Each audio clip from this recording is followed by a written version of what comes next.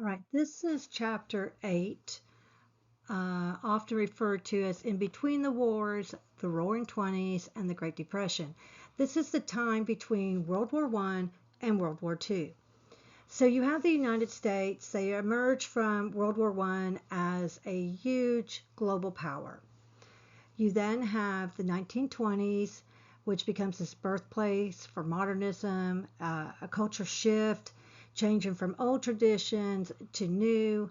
Then you have the Great Depression, where we go from prosperity to poverty, and you have the New Deal with Roosevelt. We've got a lot of very important tested items in this chapter and a very lengthy chapter in a very short period of time. So some of the important things that are setting the stage right now. You have Marcus Garvey. He's a Jamaican immigrant, and he becomes a very influential black leader, and this is in the 1920s. I've tagged each slide the best I could, so this is 1919 for this. His message is that anyone who's African descendant should be back in Africa. So he creates a company, Universal Negro Improvement Association, UNIA, being that Black pride, economic independence, global unity, this massive movement should be that we send everybody back to Africa. If you're African American descent, we're going to all go back to Africa. That is his vision. And he believes by doing this, he's empowering the Black community. So you have the temperance movement going on. The temperance movement is going to be about alcohol.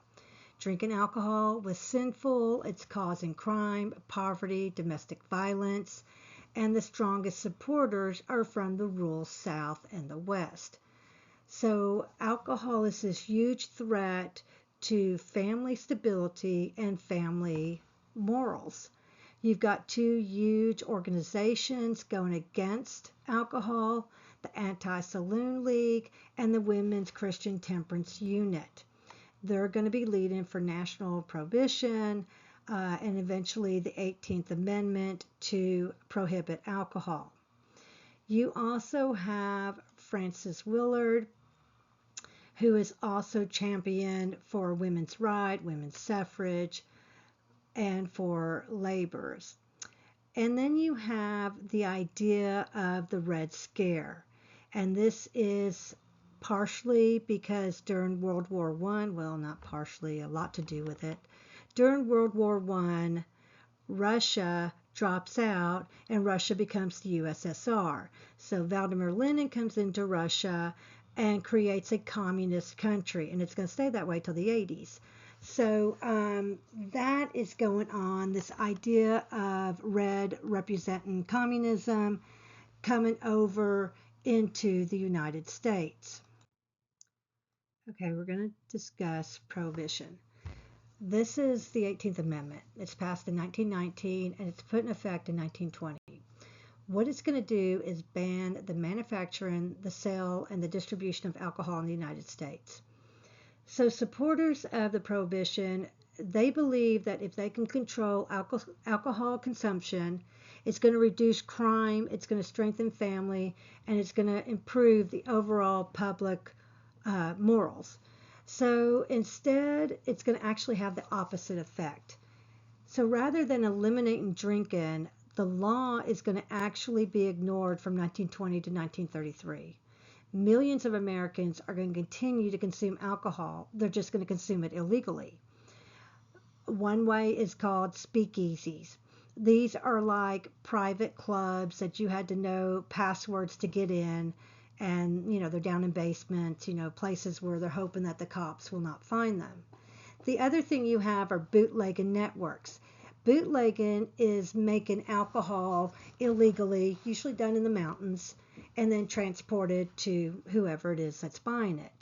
You're going to have an increase in organized crime. You're going to have huge gangs of criminals rise up, one of them being Al Capone.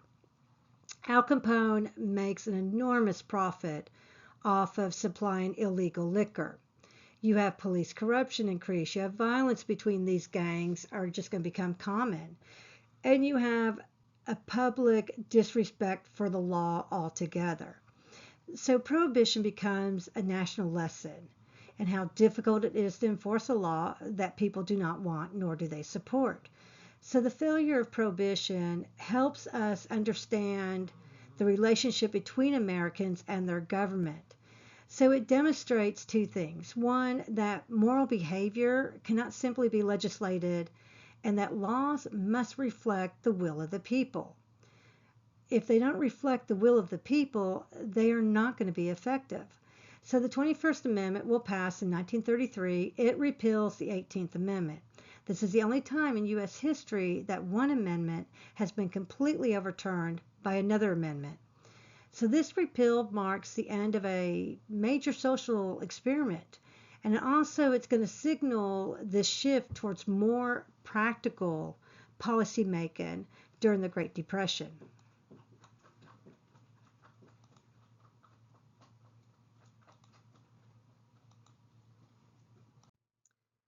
So as the 1920s begin, Americans are stepping out of World War I with a sense of powerful, triumphant, global world stage feelings.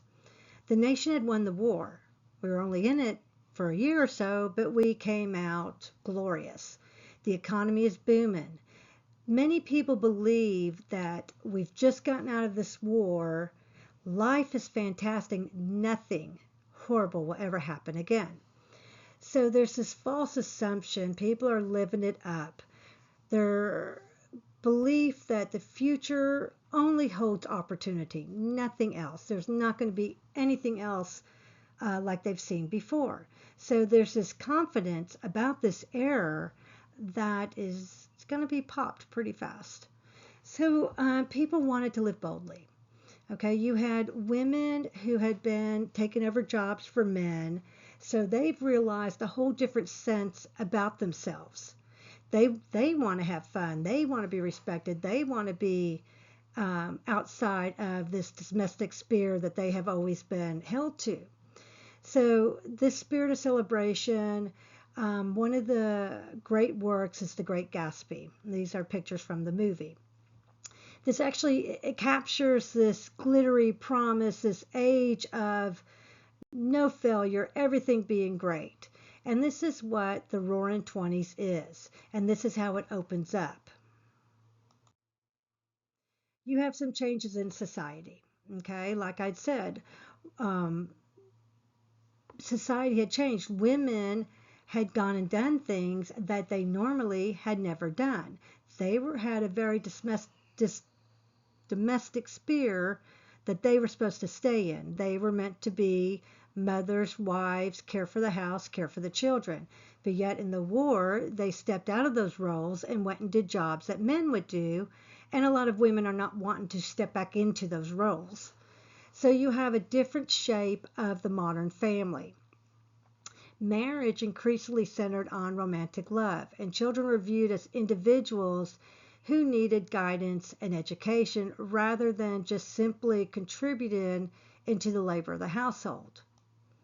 Okay, so middle class women still managed family life, but their roles expanded significantly after the 19th Amendment when they were granted the right to vote. So this allowed some to take positions in state and local governments. At the same time, women are boldly stepping out of that domestic sphere that I was talking about.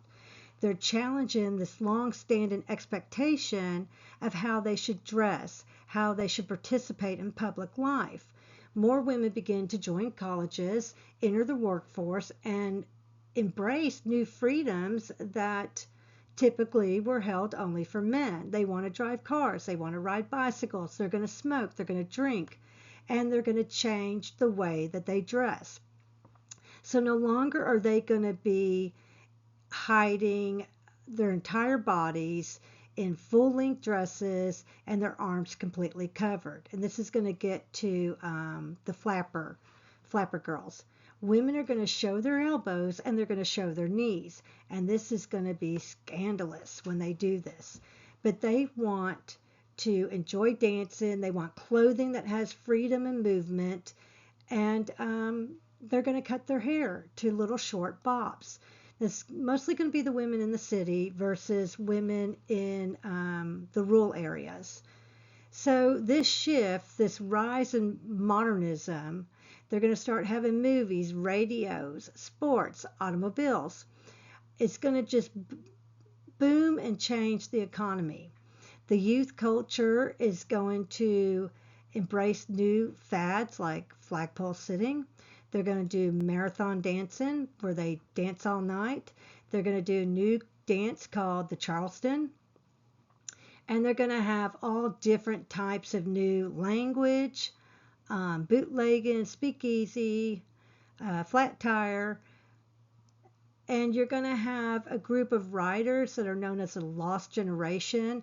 They're going to start writing about this disillusionment, this rejecting of materialism, and feeling disconnected from every day. So you have a lot of huge changes right after World War I in culture and in the attitudes of the people. And this is going to lead into the Great Depression.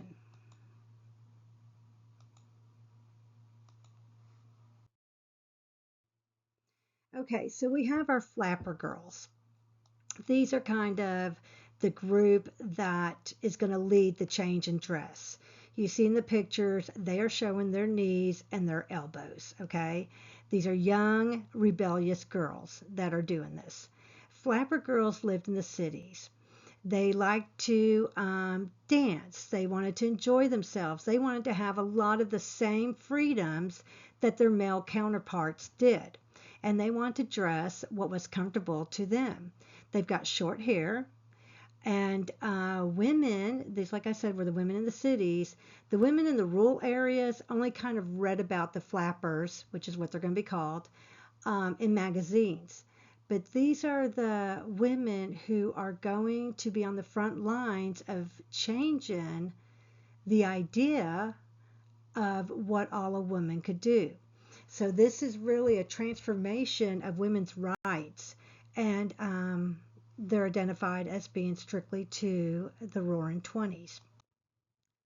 All right, so again, we also have in this time mass consumption. Technological advancements have created the car, the refrigerator, radio.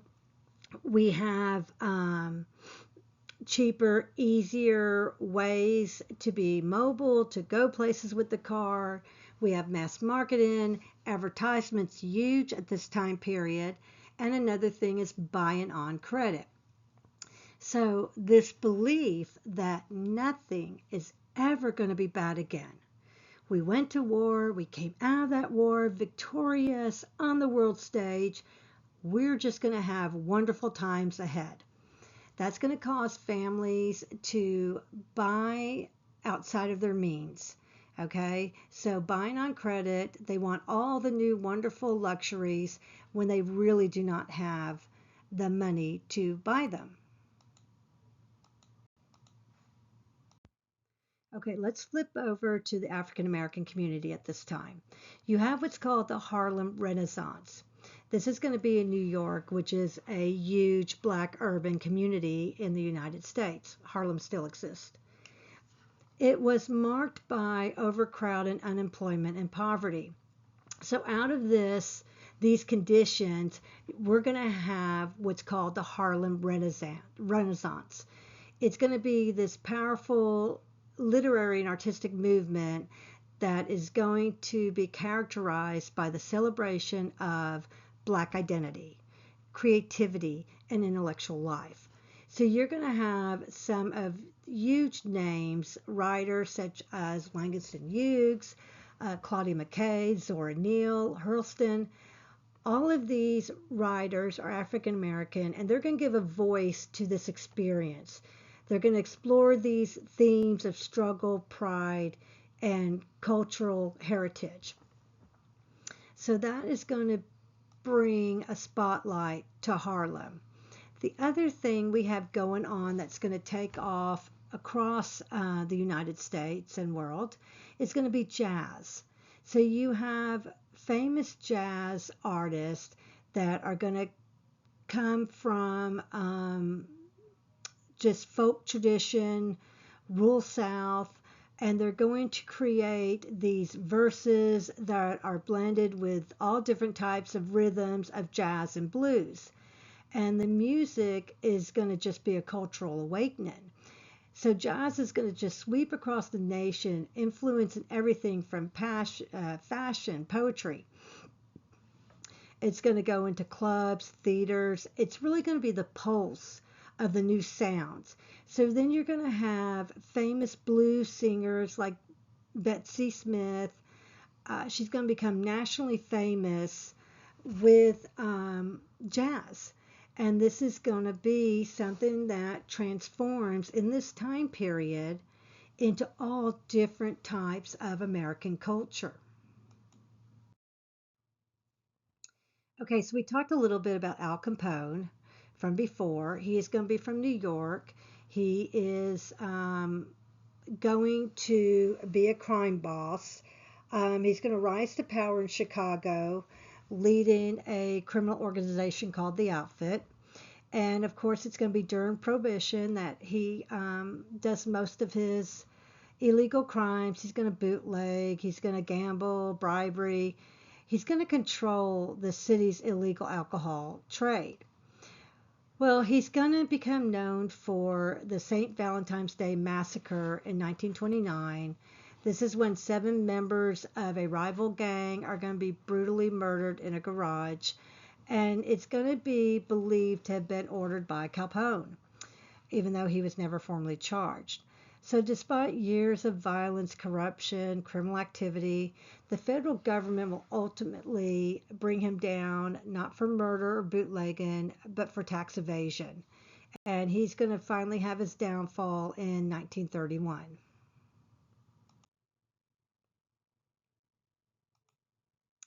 All right, President Hardin, he's going to serve as president from 1921 to 1923. He's going to capture this national mood after World War I with his very famous campaign promise of return to normalcy.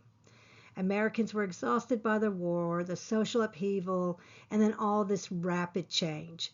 So Hardin's appeal is to their desire to have stability, peace, and also to prosper. So his administration is going to focus less on foreign affairs and more on domestic issues. He's going to lower taxes, restrict immigration, and promote economic growth. So he is also supporting an anti-lynching legislation, and he's going to push through for greater racial tolerance. So anti-lynching, this is African Americans would be lynched by a gang. They would put the noose over their neck and be hung from a tree. So there has to be legislation that is going to try and shut this down, as horrible as that sounds. So his presidency will be overshadowed by corruption, and this is within his own inner circle, his friends and advisors. They're known as the Ohio Gang. So the scandal is going to be called the Teapot Dome Scandal. And what happens is the government officials, they're going to secretly lease federal oil reserves to private companies in exchange for bribes. So Harding himself was not directly implicated. Sorry about that. The dog just fell off the couch. So he's not implicated, but this circle of friends that surrounded him that he gave power to, they're the ones who did it, and it's just going to damage his reputation and destroy his administration. So he is going to be famous now for political corruption in U.S. history. All right, guys, I had to take a minute to let Willow, the black lab that you have, if you've been listening to this lecture series, you have heard snore, and then she just literally was so asleep and snoring, she fell out of the chair onto the floor. Okay, but she's gone now. All right, so let's move on. You have a rise of the Ku Klux Klan. They're going to bring millions of new members from rural areas, white Americans. They're going to feel like their economic status is slipping. So the Klan expands hatred beyond just African Americans. They're going to include Catholics, Jewish immigrants, and anybody who they believe is threatening their traditional American values. So you have the Reconstruction era Klan, and then you have the 1920 Klan that openly becomes politically influenced. Okay, so they're going to start taking offices at local and state levels, and they're going to spread nationwide their membership. And at this time is really when everything peaks for them, and they have enormous social and political power. And you can imagine what that's going to do with having that political power. So you're going to have in the late 1920s a series of scandals involving corruption, violence, immoral behavior among Klan leaders, and it's going to eventually shatter its public image and cause membership to collapse. So you've really got the rise and the fall of the Klan during this decade. And it really reveals it's a mirror that shows the prejudice, the rapid social change, and these extremist movements that are actually in the country. Okay, so let's flip back to the Red Scare. At the end of World War I, you had what was going on in Russia, the Bolshevik Revolution. The Bolsheviks are a political party. And in 1970, the Bolsheviks and Vladimir Lenin, they overthrow the Russian government and they create the world's first communist nation, the USSR. So this is, coming over right after the war. Many Americans, they know this, and they are really afraid of communism spreading from Europe into the United States. And they're going to see this and feel this through different labor strikes that are going to hit the country in 1919. So as people begin to panic and they assume these strikes are the first sign of a communist revolution in the United States.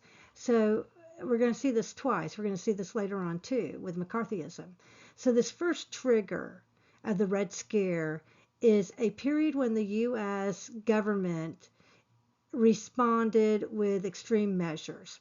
Okay, so you have what's called the Palmer raids, where Palmer's going to go out and try and find communists. He is Attorney General Mitchell Palmer. He's going to order mass arrest and just suspect radicals of being communist, and they're going to do this without any type of warrant. They're going to put thousands in jails, deported, and there's little to no evidence. So you have a violation of civil liberties on a massive scale. They're going to become more violations. They're going to fear any part of the Constitution. So you see the Constitution losing values, much of what you see in 2026, where there's this fear of communism coming from USSR, which used to be Russia, into the United States, and government officials are going to break civil liberties. They're going to break constitutional rights because of this fear that actually is not justified. So you have a famous case come up called the Seiko and Vanzis case. These two guys were Italian immigrants, and they openly admitted to being anarchists. And so they're arrested for a robbery and murder in Massachusetts. The evidence against them was weak, but there's such a fear in the atmosphere and the environment of Red Scare, is what we call it, that they want to see them published. Not published, punished. So the fear is driving the case, the punishment, although there is little to no evidence to support it. They're going to get worldwide press. They're going to have protests. There's going to be national campaigns because they're found guilty and they're going to be executed. And the two men have just people trying to say, no, you're executing them for just their opinions, for what they said. They're not involved in anything. But in 1927, they're going to be executed. So many still believe that they were condemned not for what they had done, just for who they were. They were immigrants, they were radical, and they were a symbol of a political ideology, communism, that Americans feared.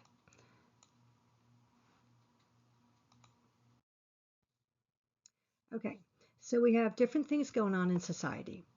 We've already talked about the new ideas, the new freedoms, this rapid modernization of America, but not everybody is wanting these changes. So we've got a powerful backlash emerge from people who felt that traditional values were slipping away. The resistance is going to take many forms, but one of the strongest is going to be the rise of a religious fundamentalism.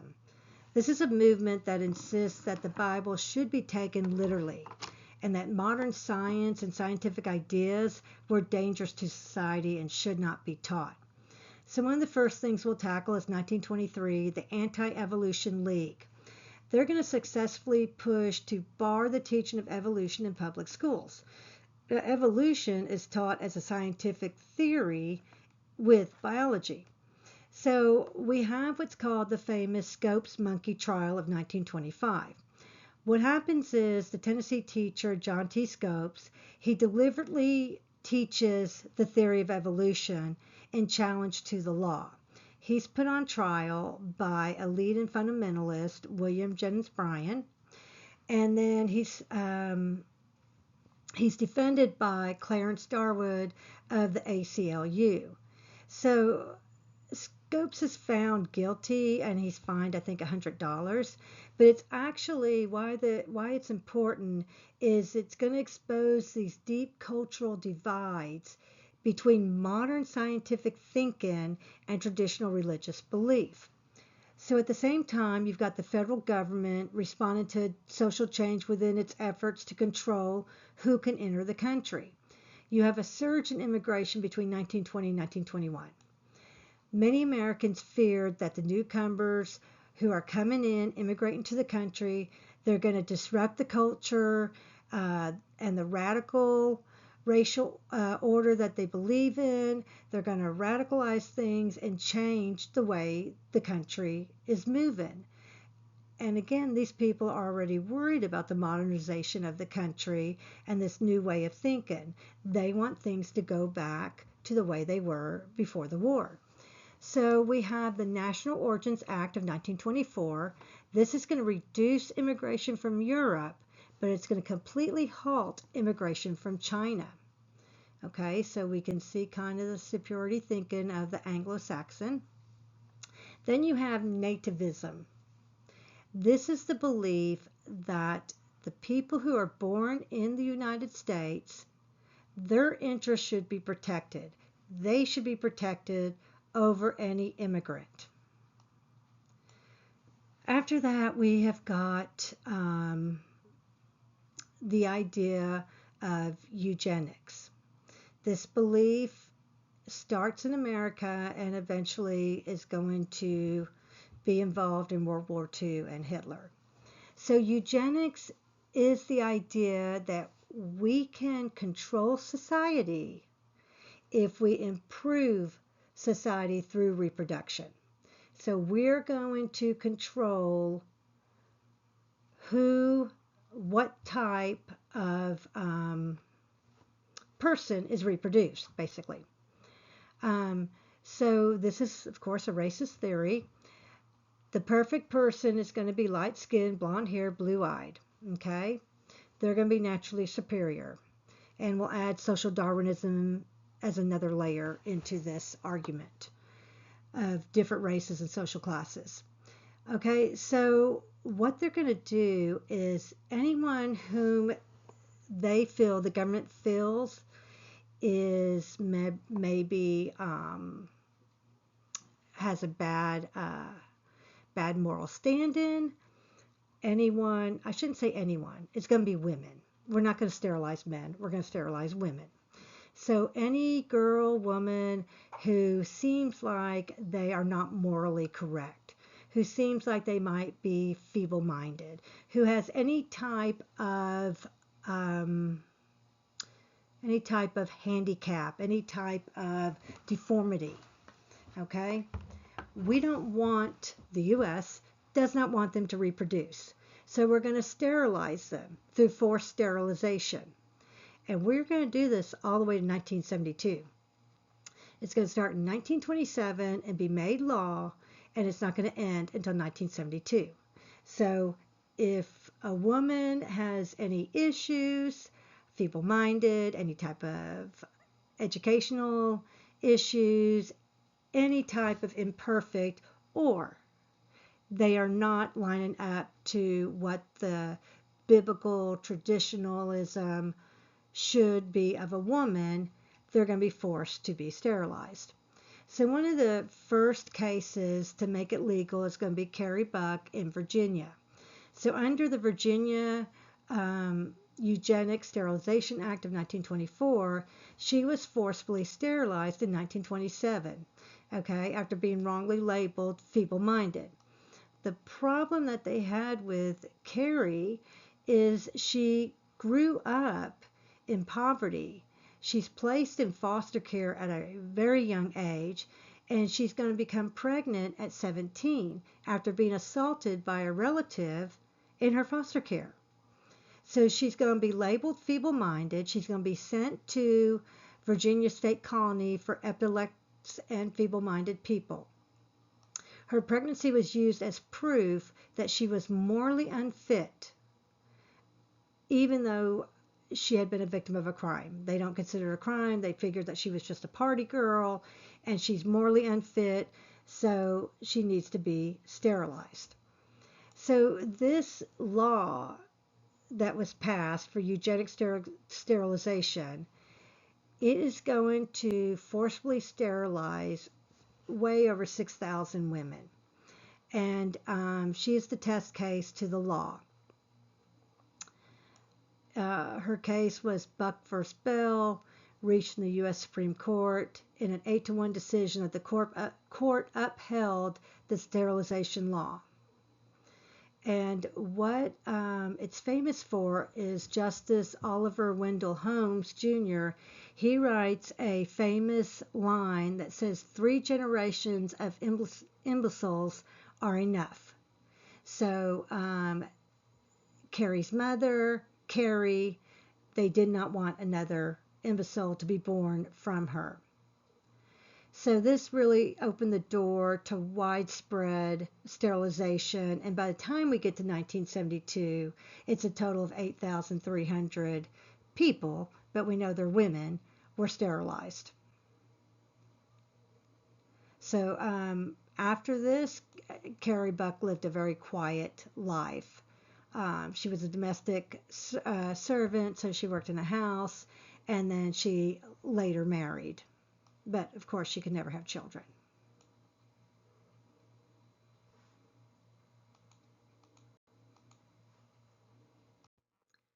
All right, let's talk about President Calvin Coolidge. He becomes president in 1923 after the death of Harding. He was Harding's vice president. Okay, so he's known as Silent Cal. He wanted to embrace a strong pro-business philosophy. He won re-election again in 1924, keep cool with Coolidge. He was very calm, very steady in his leadership style. The business of America is business, is what his administration followed. So he's going to encourage industry, lower taxes, limit government regulation, a very laissez-faire economic policy, and the U.S. economy is going to soar. So we're at 1923 right now. So he becomes known as the consumer expansion presidency. Many historians have argued that this hands-off approach also is going to contribute to the excessive speculation in the stock market, which we're going to talk about in a bit. So this idea of prosperity and consumer expansion over kind of overblows, and we get into speculation.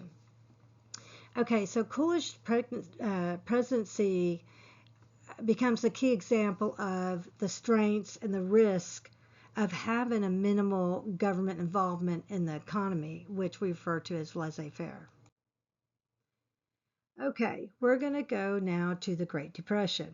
So this is glitter to gloom. It's going to be the collapse of the Roaring Twenties. Remember, the Roaring Twenties is everything's fine, everything's great, modernism, consumerism,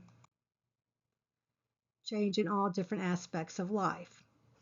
All right, so the big thing that happens is called the stock market crash.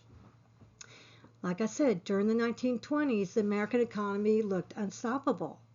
People believed that nothing bad would ever happen. But underneath this belief that people had, the buying on credit, the shopping, the everything, the cars, the radios, refrigerators, underneath it was a very shaky foundation. And that shaky foundation is going to lead to the collapse of the stock market in 1929.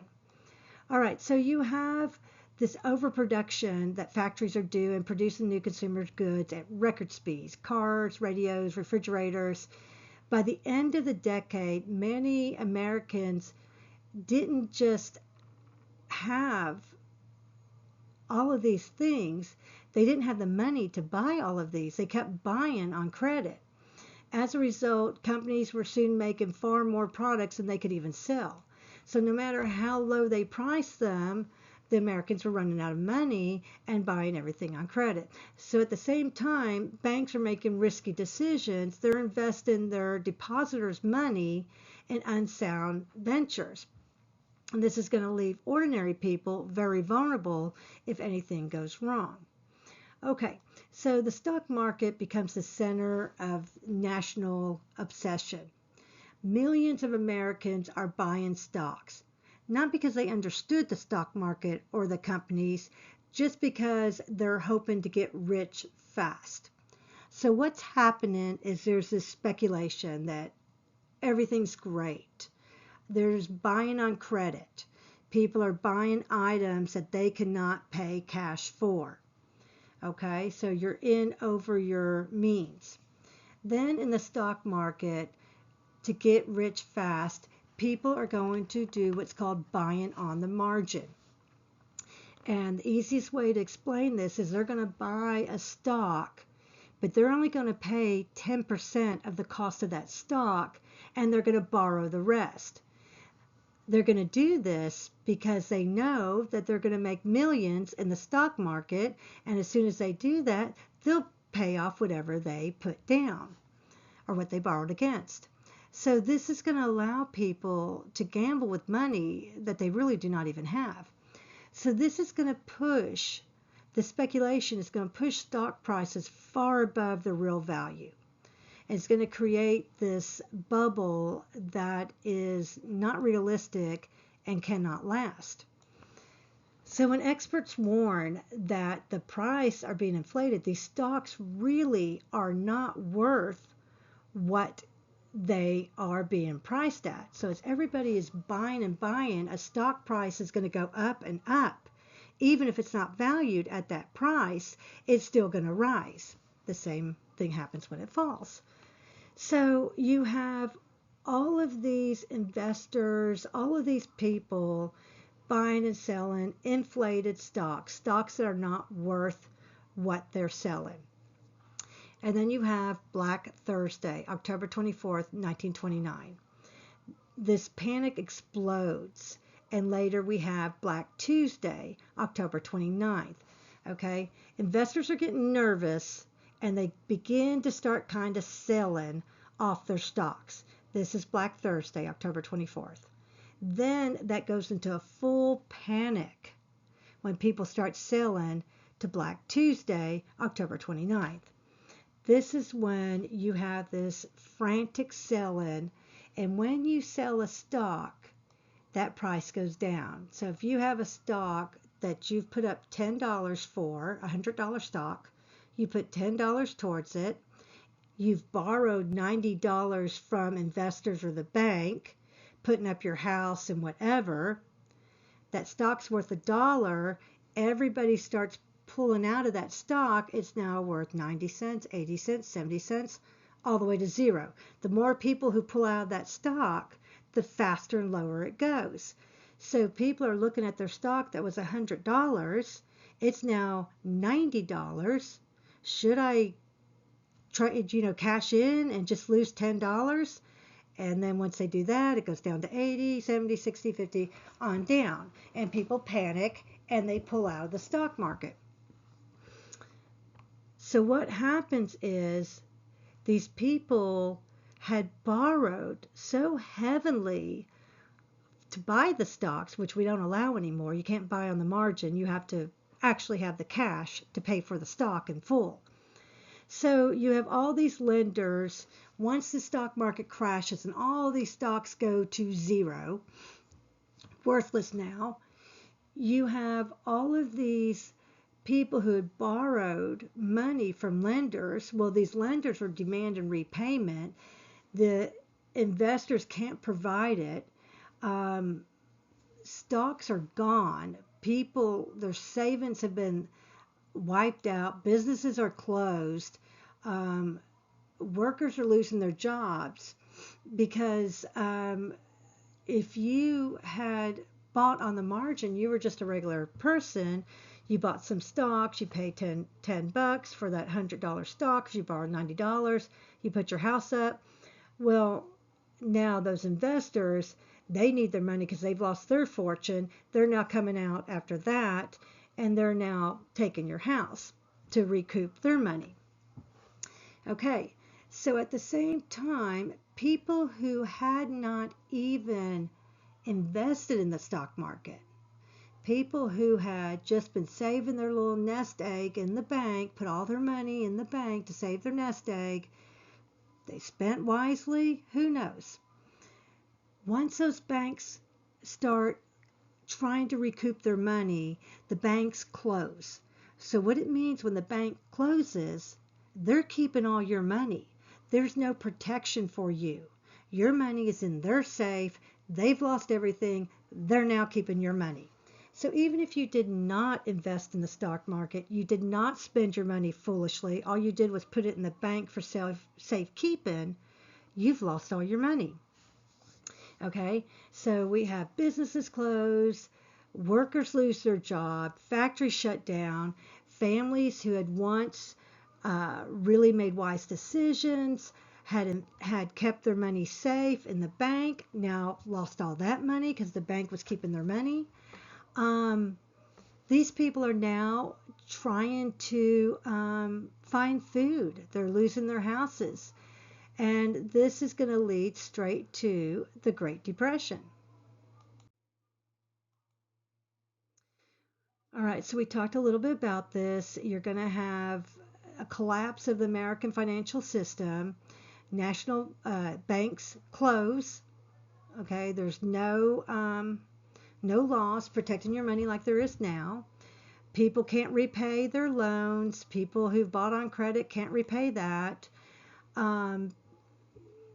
Companies, investors, whoever you owed money to is coming and taking whatever of yours they can.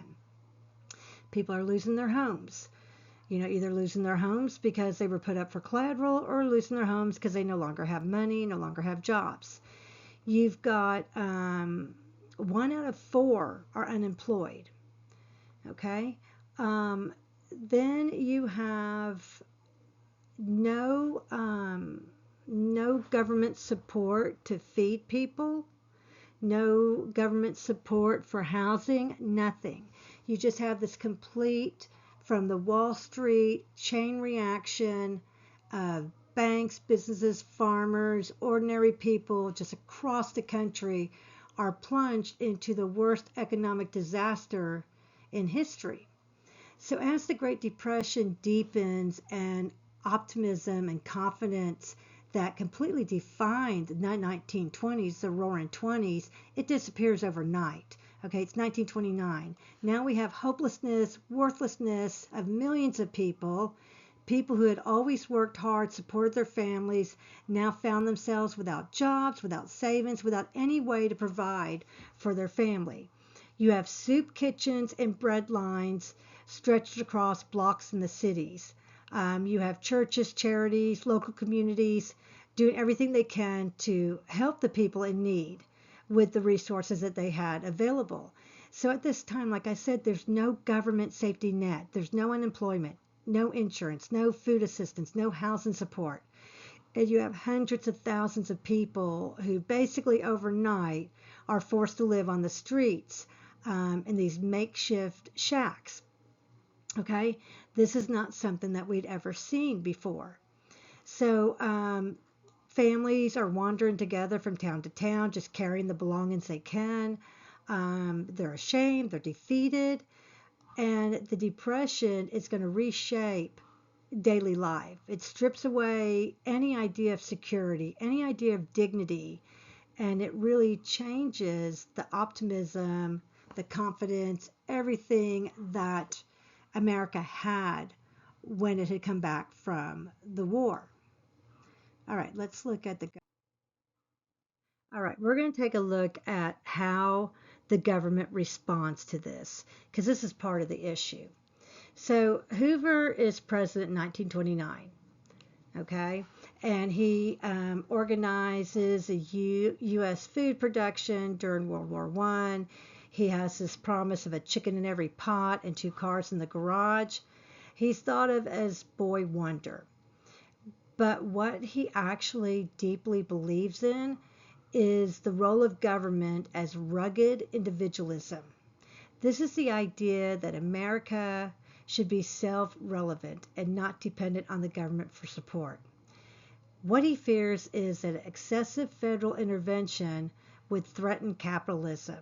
It's going to weaken personal responsibility, and it's going to undermine individualism, which he believes that this individualism is what makes a nation strong. So up until the stock market crashed, the economy seemed to justify his confidence. Stock prices on the New York Stock Exchange climbed up rapidly between 1927 and 1929. Prosperity seemed endless. But when the crash happens, October of 1929, the economic collapse is going to challenge everything that Hoover believes in. So as unemployment soars and banks fell, Hoover resists direct government relief. He remains committed to a limited role for the government. What he believes in this rugged individualism is that if you give cash or food directly to the poor, it would destroy their motivation to work. So instead, he's going to rely on voluntary corporations, businesses not cutting wages, encouraging charities to expand their efforts, and he's going to create committees and relief agencies that offer advice, not money, which is what, of course, the people need. So during this crisis, the Midwest is going to become devastated by a drought. So not only do they have the stock market crash and what that's done, the Midwest is going to have what's called the Dust Bowl and this drought from overproduction of food that was sent to Europe. But yet Hoover still refuses any direct federal aid. He stands by his rugged individualism. People need to pull themselves out by the bootstrap. They don't need the government helping them. They're just going to be lazy and unmotivated if they don't fix the situation themselves. So he eventually does some government action in the way of public work projects, and he tries to save some struggling banks and railroads. But as far as given to the actual people, the millions of Americans who are going through the worst experience of their lives, he does nothing. So his presidency becomes the symbol of inaction, and his approach will shape future public policies. Okay, so we have the Holly Smooth tariff.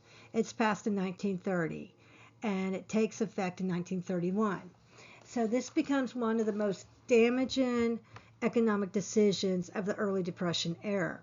It's supposed to protect American farmers and manufacturers by raising tariffs on thousands of imported goods, but instead it's going to trigger a global economic backlash.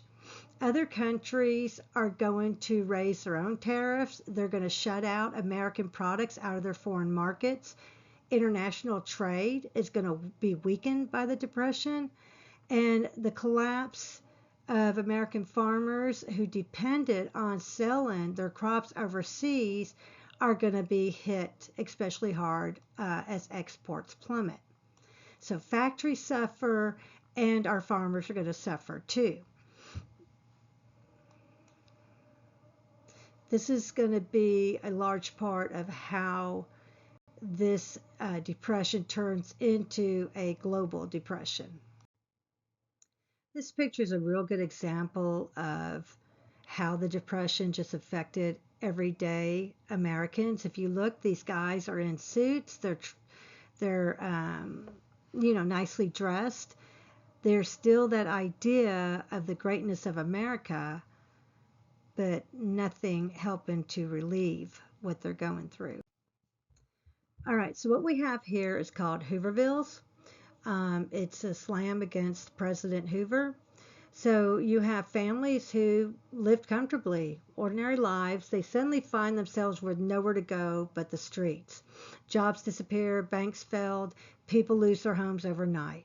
You have zero government safety nets, no unemployment, no food assistance like we talked about before, and Hoover doing nothing because he believes that the American people should pull themselves up by their bootstraps and get out of whatever mess they made. So you have these little shanty towns called Hoovervilles, and they're going to spring up on abandoned lots, riverbanks, any little piece of public land. People are going to scavenge with whatever they have, cardboard, crates, tin, to make something to protect their families. Families inside are going to live with rags and newspapers. When it rains, the roofs are going to leak. They're going to deal with snow, cold. It's just people trying to survive with zero help from the government. But these are going to be known as Hoovervilles, and Hoover's presidency will always be a symbol. Hoovervilles will be a symbol of it. It's also a symbol of, although the government offered no help, the people bonded together the best they could to help each other out and to survive. These are just some different pictures of Hoovervilles. They were all across the country. Hundreds of thousands of people were living in these makeshift shanty towns. You had millions of Americans passing through them to homelessness. It spread nationwide. There were Hoovervilles in every single state, and it's really what President Hoover's known for. This is a very famous picture of a mother and her children. Okay, so as all of this is going on, you have the Dust Bowl of 1930. This is going to be an environmental disaster, one of the worst ones in American history. What happens is farmers had worked the land so much, they had just continued to plant and farm, and they plowed to where there was nothing holding the soil in place. So instead of planting one season on one piece of land and then letting it recover and planting somewhere else, they kept on planting on the same land. So you also had a severe drought from 1934 to 1937. So the combination of that and no root system, no native grasses to anchor in the topsoil, as soon as you had these powerful winds that came through, you had these dust storms known as black blizzards. And these storms would destroy, they would bury fences, houses, and destroy whatever crops that they might have been able to grow. And the fields were just turned to dust. There's actually an ammonia that happened because it would get into the lungs of the people. It was called dust pneumonia. It also got into the animals that they depended on to milk and everything else, and they would get actual dirt when they would milk a cow. So this was a horrible thing that hits our rural agricultural areas. So children mostly and the elderly were vulnerable to dust pneumonia.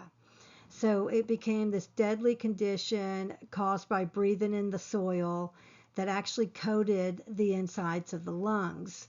And doctors would describe it as the lungs being packed with dirt, and a lot of children died.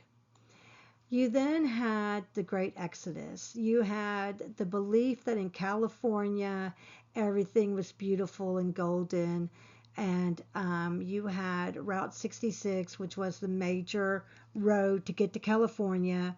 You had people in Texas, North Texas, mostly Oklahoma, Kansas. They all packed up. That's how they got to be known as Okies, Oklahoma. They all pack up and they head towards California, where they believed that everything was fantastic. John Steinbeck, his famous novel, The Grapes of Wrath, describe these type of families. So they're penniless, but they're hoping that they can farm or work on a farm in California. But when they get to California, things are really bad, and Californians call them Okies as a name to be used as that they were dirty and scroungy. They didn't want them in the area. They saw them as less than, although these are people who had generations of farms and had their own farms, had money, had their own homes until all this happened. So they become worthless, and they're basically no better than they were had they stayed home. They're thrown into overcrowded labor camps. The wages that they work for are nothing because there's so many of them. The farmers in California or the growers in California could, you know, talk down the pay and take the people who would work for pennies on an hour. So they really went to an area that was not any better, and the treatment was horrible because they wouldn't be treated that way if they were stayed in their farms and stayed at home. But they migrated to hope to be able to feed their families, and all they did was face poverty, discrimination, and backbreaking labor in the fields of California for nothing. No money at all. Okay, Roosevelt. Roosevelt becomes president in 1932, and he is going to really impact society. Now, this isn't Teddy Roosevelt. This is Franklin Roosevelt. This is the other Roosevelt. So he's going to win by a landslide. Okay, people had no faith in Hoover anymore. Roosevelt and his group of trusted advisors, he's going to call them the Brain Trust, they're going to arrive in Washington with a plan to end the Depression and put Americans back to work. So he's going to call this the New Deal. And the New Deal is heavily tested on. So this is moving away from laissez-faire, this idea that government should not be in Americans' daily life. And the federal government is going to accept responsibility for keeping the American economy stable and protecting the citizens during hard times. This is a dramatic shift in government policy. So what happens? They're going to expand the size and power of the government. Roosevelt is going to hold through the radio what's called fireside chats. He's going to get on and talk to the American people through the radio, directly speaking to them, calming them down, reassuring them that this government is going to help the people. A crucial part of that is going to be Eleanor Roosevelt, his wife. She is going to become very active. She'll be the first lady in American history to really become part of activating these new ideas of how the government is here for the people. She's going to speak mostly to women. She's also going to be FDR's kind of eyes and ears as she travels around, encouraging women to be strong and to get their families through this horrible time period. A big thing, like I said, of what she does is she reports back on what ordinary Americans are experiencing. And then she pushes her husband to support, create stronger protections for workers, women, and children, and the poor. So Eleanor Roosevelt is a huge champion for women's rights and civil rights. She's a huge humanitarian, and she really is going to listen to the people who have been ignored, and she's going to do everything she can to help them through influencing her husband. All right, so Roosevelt does a few things that start to really turn around the country. His famous declaration is, "We have nothing to fear but fear itself." So during his first 100 days, because we tend to look at what the president does, we call it the first 100 days, he works with Congress to pass unprecedented waves of legislation. All this legislation is aimed at stabilizing the economy and providing relief. So we're going to call these New Deal programs 3Rs. The ones that focus on relief, the ones that focus on recovery, and the ones that focus on reform.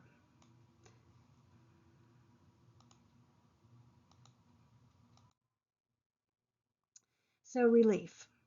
So he's going to close the banks, take care of the banking crisis that has been a huge part of failure. He's going to have depositors that were terrified that their banks were unsound, rush to withdraw their money. He's going to stop all of that. He's going to create a bank holiday that gives him a temporary closing of the bank to give him some time to figure out how to fix this. But so this pause in the banks, this closing every bank in the nation, let it sit for a minute. This pause allows the government to inspect each bank and pass new laws to restore public confidence. So the banks reopen, the panic eases, and bank failures sharply decrease. So this is, because of this is why we have the protections that we do in place for our money right now in the bank. So if you have money in the bank, the government, in your savings account, the government is going to back that money, that even if the bank fails, you will still get your money. It's at $250,000 that they will bank. So if that bank, it's $250,000 that the government will ensure that you get that money back. And so if that bank closes, the government will make sure that you get whatever you had in your bank account back up to $250,000. All right, so millions of Americans are still unemployed. So FDR launches a series of programs to provide relief and create jobs. This is called the Federal Emergency Relief Administration, FERA. It's going to give direct aid to those who need it. You have the Civilian Conservation Corps. This is going to give young men a job, such as planting trees, building trails, improving national parks. You have the PWA, the Public Work Administration. This will create jobs in construction, schools, roads, bridges, and other major public projects. You have the Works Progress Administration, WPA. It's going to expand opportunities even further by hiring artists, writers, musicians, and actors to create murals, books, plays, and different types of community art. So these programs are known to give America stability and give American jobs, and to really start changing what was the darkest era for a lot of these people's lives. Okay, kids, we're almost done. So now we have recovery. So what he's going to do is FDR believes that the economy needs to be stimulated to recover. He needs to put money in the hands of the people to get that buying power back. And of course, that's directly against what Roosevelt did. But FDR argued that the government had to step in, give people purchasing power to jumpstart the economy, which is considered a bottom up approach. So he's also going to create programs such as the National Recovery Administration, NRA. They're going to set business codes regulating wages, prices, and working conditions. This is an effort to stabilize industries and protect workers. They're going to have the Agriculture Adjustment Act, AAA. This is going to help farmers. They're going to encourage farmers not to plant, and they're going to pay them not to plant and allow the land a chance to recover. There was a lot of controversial in these plans. And the Supreme Court is going to eventually rule that both the NRA and the AAA is unconstitutional, arguing that it gave the federal government, too much control over the economy. So it's arguing that the government's taken too much control in areas that it does not have. So these early New Deal efforts showed that FDR's determination to use federal power to revive the economy was through boosting consumer spending and restoring the confidence in the American public.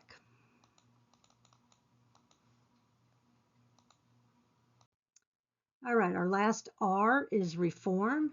So part of FDR was to introduce a series of long-term reforms designed to fix these weaknesses in the American economy so we never had a crisis like the Great Depression again. So a lot of these reforms were built on the belief that the federal government had a responsibility to protect the ordinary Americans from risk they could not manage on their own, such as bank failures, unemployment, old age, unsafe financial markets. So this is going to mark a major shift in American life. Okay, greatly expanding the power and presence of the national government, which is going to be a legacy that continues today. We had our modern health care protections. Okay, so you have the Federal Deposit Insurance Corporation. That's what I was talking to you about before, that the government's going to ensure that people's bank deposits, that they do not lose their savings if the bank failed. This is where Social Security is going to come from. This is a safety net providing unemployment insurance if you lose your job, and then pensions for the elderly to support the elderly once they cannot work. And also, if you had a worker die, it would help their family to still be able to, live and eat and have shelter. To prevent another stock market crash, the government created the Securities and Exchange Commission, the SEC. This is going to regulate Wall Street. It's going to stop fraud. It's going to stop the risky practices like buying on the margin. Then you also have the Tennessee Value Authority, TVA. It's a government-owned dams to generate electricity. Okay, they want to generate electricity, they want to control flooding, and they're hoping that economic development to these poorest regions of the country will help spring the economy back. And then you have the National Labor Relations Act, and this is to protect workers' rights. Okay, our last slide. This is the Supreme Court and the New Deal. So one of the greatest threats to the New Deal was the Supreme Court. The Supreme Court struck down several different programs, the National Industrial Recovery, the NIRA, and the AAA, stating that they were unconstitutional. You also had some Supreme Court decisions that Congress could not give the president more powers than those granted by the Constitution. After the Supreme Court decision, FDR feared that they might declare other New Deals unconstitutional. So what he's going to do is he believed that Supreme Court justice, most who are over 70 years old, were out of touch with what the nation needs. So FDR is going to create a plan to allow the president to add new appointees to the Supreme Court who were over 70 and a half years old.